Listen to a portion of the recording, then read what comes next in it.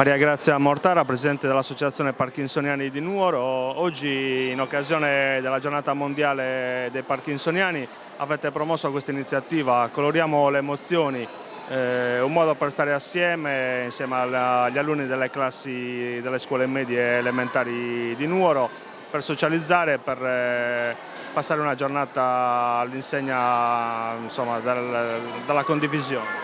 Sì, è proprio questo il nostro obiettivo di oggi, perché dobbiamo anche far capire ai bambini e ai ragazzi, ragazzi e ragazze ovviamente, che la malattia è una parte della persona, non è tutto. Quindi ci sono tanti valori che possono essere esaltati, perché la persona può dare ancora tanto.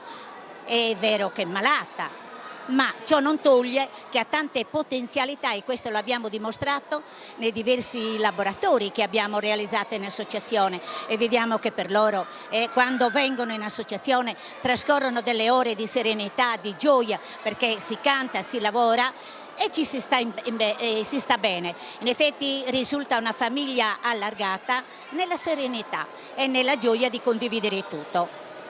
Avete coinvolto gli alunni delle scuole primarie, una risposta è stata positiva?